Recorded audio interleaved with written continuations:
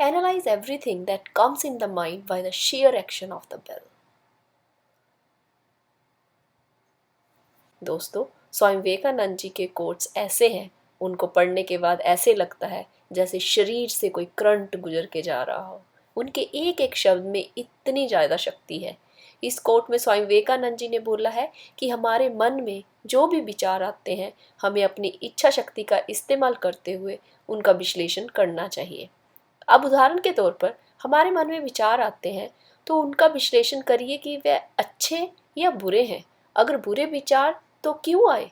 हो सकता है वह विचार किसी से जेलस की वजह से आ रहे हो, तो हो सकता है वह हमारे आत्मविश्वास की कमी की वजह से आ रहे हो, या फिर हमने कुछ गलत किया हो।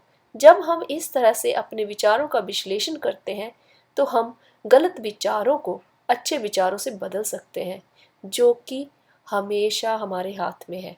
इसलिए दोस्तों, विचार पर विचार करना बड़ा ज़रूरी है। उसके साथ हमारी ज़िंदगी की कठिनाइयाँ कम हो सकती हैं।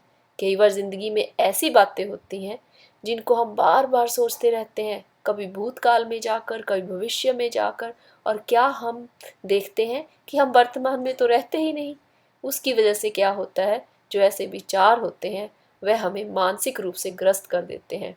इसलिए हमेशा वर्तमान में रहकर वर्तमान से संबंधित जो भी विचार है उनको सोच विचार कर अमली जामा पहनाना चाहिए, क्योंकि हर चीज़ मन के विचार से शुरू होती है। फिर वही विचार हमारी सोच में आते हैं, फिर वही सोच हमारी इच्छा शक्ति का रूप लेती है, और फिर वही सोच से हम बनते हैं। तो देखिए, एक विचार का कितना बड़ा योगदान है हमारी सफलता में और असफलता में। हर वक्त अपने आप को देखते रहिए कि आप सही राह पर हैं कि नहीं। अगर सही है तो कदम आगे बढ़ाते चलिए, अगर सही नहीं है तो सही राह का चुनाव कीजिए और अपने कदम उसकी तरफ अग्रसर कीजिए। विश्लेषण करते रहिए। धन्यवाद दोस्तों।